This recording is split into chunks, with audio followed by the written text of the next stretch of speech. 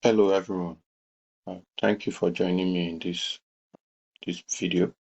So like I said in one of the videos that we might consider looking at adding some DPDK into the mix. So that's what I'm going to do in this first video. So like I normally do, I'll first of all list a bit of foundational uh, parts in this video. And then in the second video, we'll just go ahead to do the demo. So the demo is not really doesn't take much long. It's just like I said, I've moved almost all the configuration into an Helm chart. So now, like I said, so for now, the only part we are doing the the BGP. I mean, not BGP, sorry. The DPDK will be the VPP gateway. So subsequent in the previous video, we actually used this. We actually used the kernel interfaces, right? And then when we did that, it was I showed the configuration and stuff, so you could have a look at that video. So for this, we are going to use the interfaces here to use the DPDK driver. So now you see that there is a bit of a difference in the architecture. In the last one we did for the MAC-VLAN, we could see that we're just using MAC-VLAN between some interfaces and then the SRIOV. But in this, since we can make use of MAC-VLAN for for specific interfaces that we want to plumb into DPDK, because we need the full interfaces inside DPDK, and MAC-VLAN is in the kernel space, right? So that's why we have to make use of the SRIOV. So, but for this, the SRIOV, I gave this SRIOV interface a different color, right? Just to make it know that okay, I'm picking these interfaces not from the SRIOV card itself, that's the Intel 25 gig card that I have. I'm actually picking the SRIOV, I mean the interfaces from, I'm creating additional network interface card in these virtual machines on Proxmox. And I explained that Proxmox has a internal switch which is called VMBRO, right?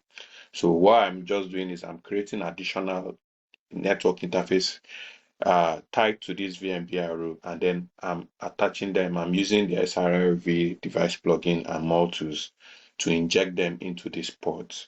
So don't forget SRIOV device plugin. You can use it for multiple uses, not only for SRIOV supported cards.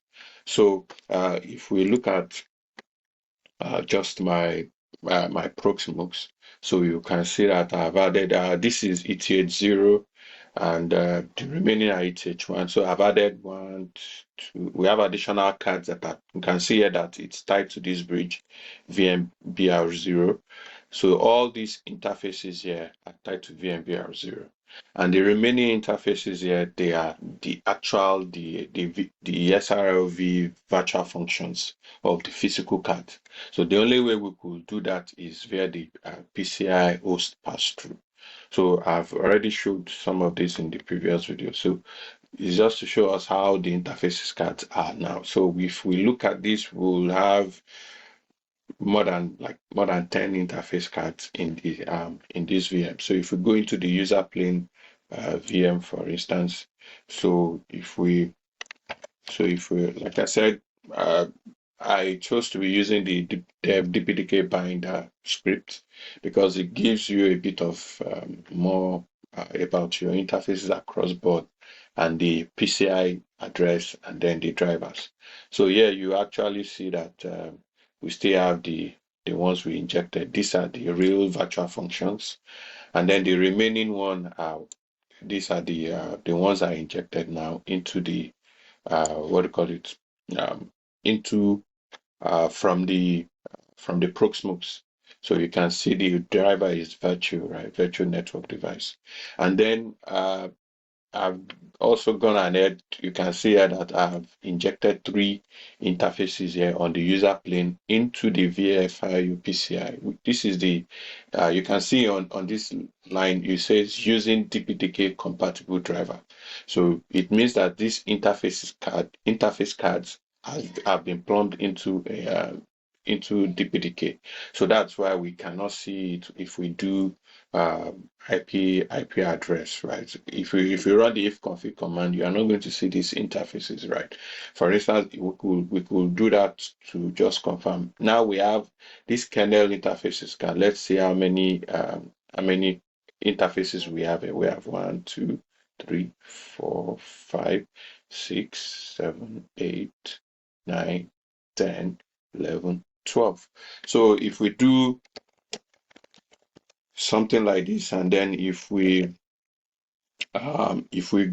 remove let's just grep for ETH0 and then do a count, so we will see that from ETH, and then we should get 12 here. So we can see that we have 12 interfaces in the kernel space. So you can see here that actually we should have 15, but because these 3 are in the VFIO PCI driver, so that means that it's in DPDK.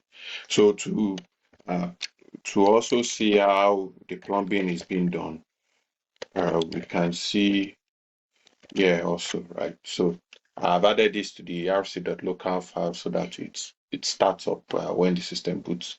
So the procedure is, first of all, you have to enable the no IO unsafe mode, right? Then once you do that, because if you don't do this, then you will not be able to plumb this into this driver. So essentially, the way you do it is you run this. It's still the same DPDK dev bind script that you use -b, which is bind, and then the DPDK driver, which is VFIO PCI, and then the actual PCI address. And like I said, the easiest way to get your PCI address, as far as I'm from my own experience, you could use the LSPCI and stuff like that to do also to get it, or ETH2. But then if you just run this at a glance, you can see here that you have the PCI addresses, and then you have the interface cards here. So that's how you plumb the 3 interfaces. And if we look at our figure here, we'll see where we actually need the DPDK. Take note, we're only using it on the VPP gateway, right? So you can see we need it on N6, which is 1. We need it on the internet interface 2, and then we need it on the external interface, which is 3. So that's why we are having 3 DPDK interfaces plumbed. 3 DPDK interfaces in the user plane virtual machine. So, so the other thing that has changed, of course, will be our Helm charts.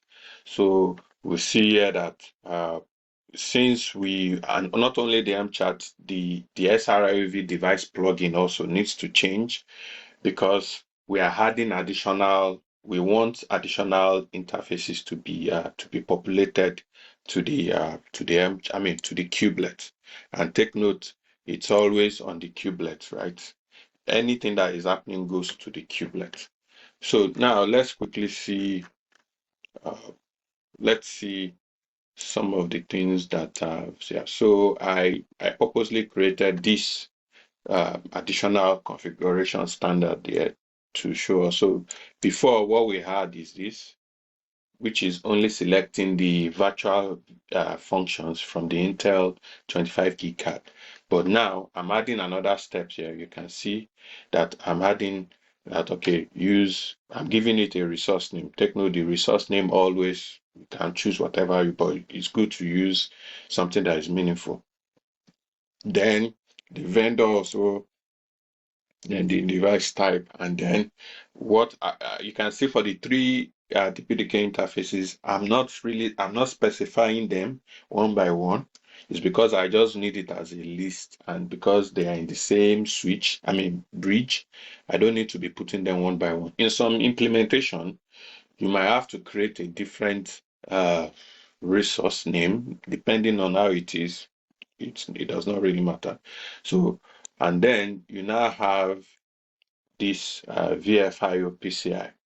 So that means that what we are doing is that we are actually we want to take a pull from the 3 DPDK interfaces, right? And then once this is done, we can go back to can go back to the let's increase this. So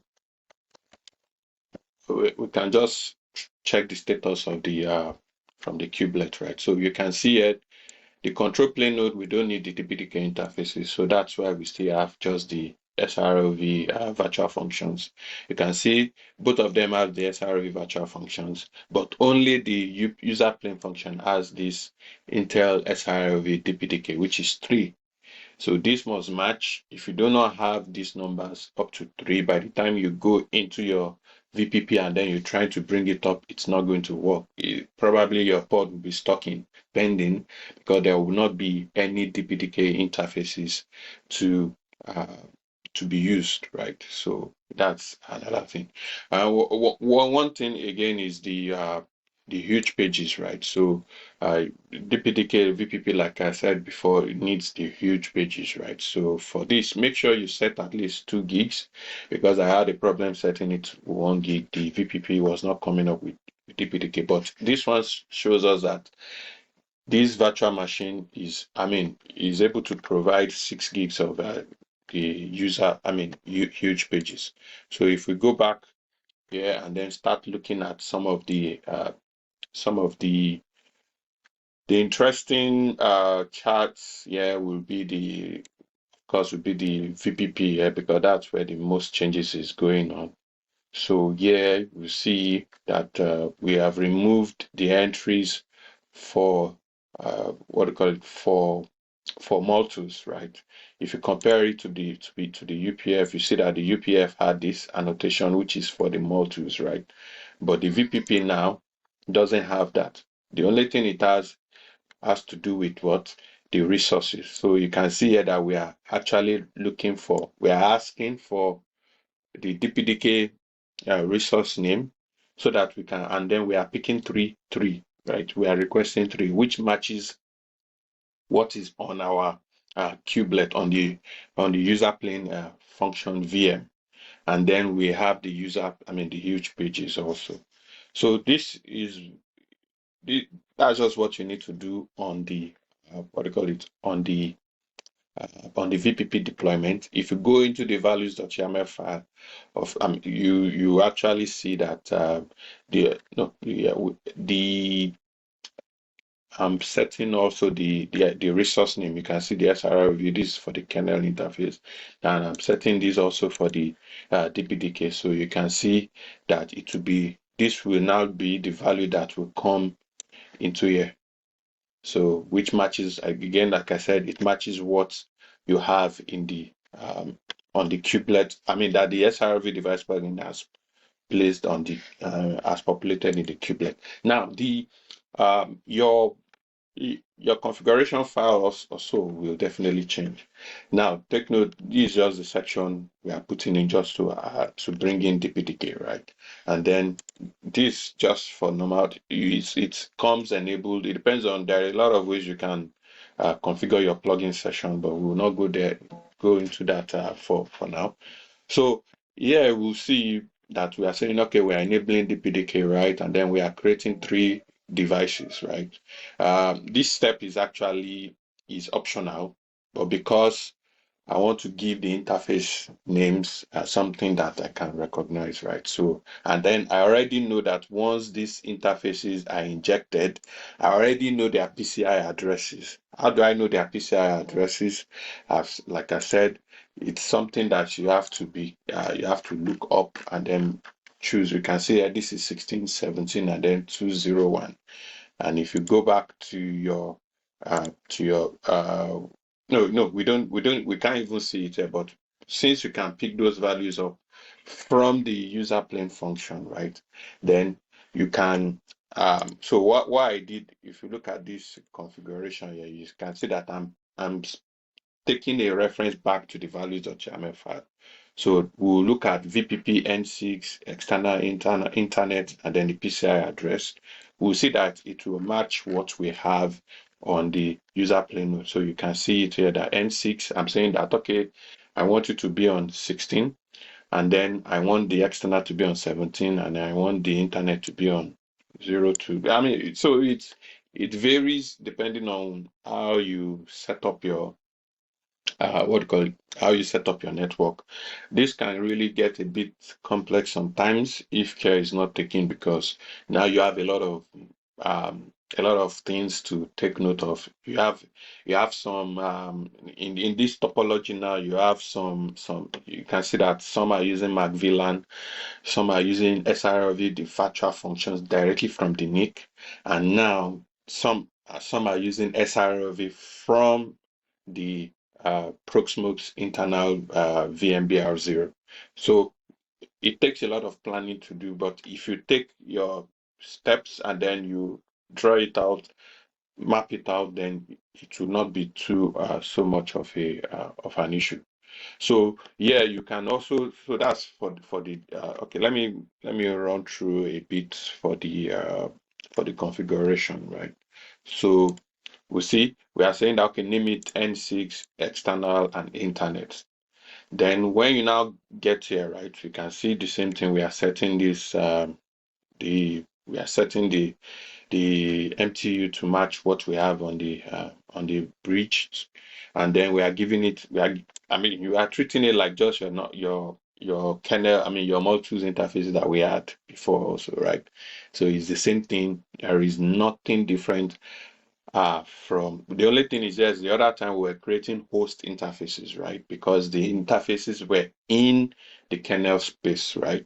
So, but we don't need to create to do the create host interface, right? We are just picking up the interface directly because it's in the user space, and then we can just consume it directly in VPP. And then the remaining things remains this. I mean, the remaining steps remains the same.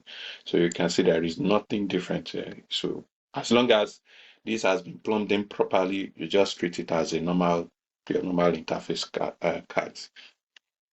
So the other thing I want to say is that you can see that the UPF here, is now a bit is now is a bit interesting. So for now, it's almost like the most how can I say it, the most complex of all in terms of the interfaces, right? You can see it's using two different kinds of SRIOV, one from the virtual from the Intel card, and then one tied to the Proxmox VMDR0, and then it's using MAC-VLAN to the SMF.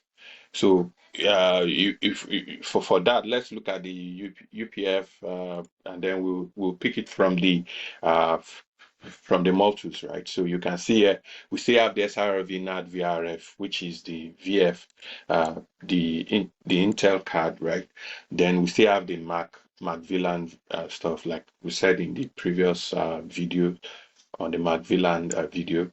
So but then we now have the host dev, right? So you can see that I'm saying host dev, right? The UPF N6. I'm also using the VRF and all the likes, right? So that means because we want to use an interface from the VMBR0. Okay, so that's why it's having like this. And then if we go into our Multus configuration, we'll see that we've added those steps. So you can see here that for the test node, the test node also is using the SRV. I mean, is using the interface from the Proxmox, right? So that's why I created another one for the external test node. And for the UPF, where's the UPF? Okay, so this is the UPF. So you can see that only the UPF, I'm using the VRF, right?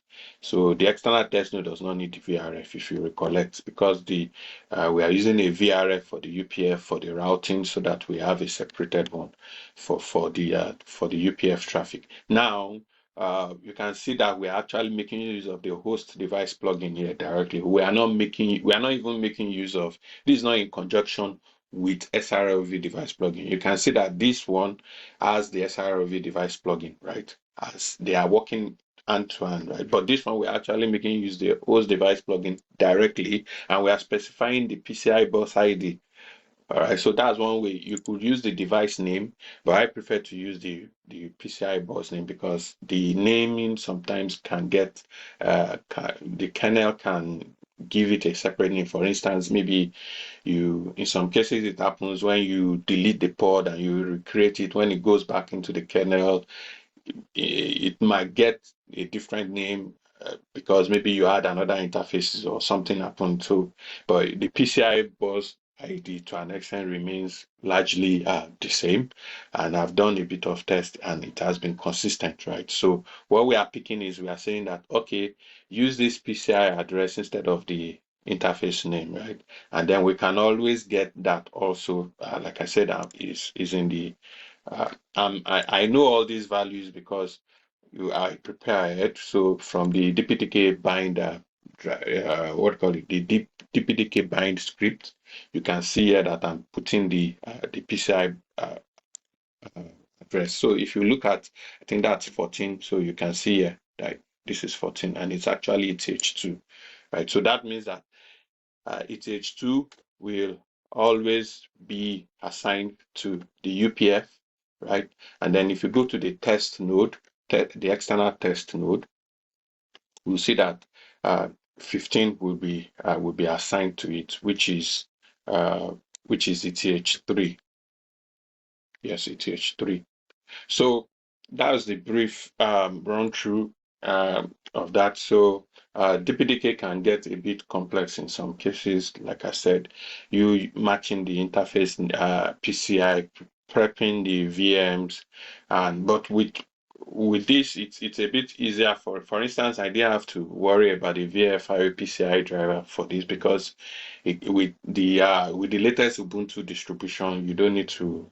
I think it comes as a in kernel tree, right? So you don't need to load it or do anything. It comes with the operating system. So that made it easier. But for some of you, depending on your infrastructure, you might have to actually install the your PCI driver in your uh, in your VM. Whichever way it is, I hope this has given us a brief overview of how this will be done. In the next video, I'll run through the demo and then we'll see how how the traffic is flowing. So if this has been informative for you, will can give us a comment, click the like and the subscribe, and also share to those you think this will also be beneficial to. Thank you.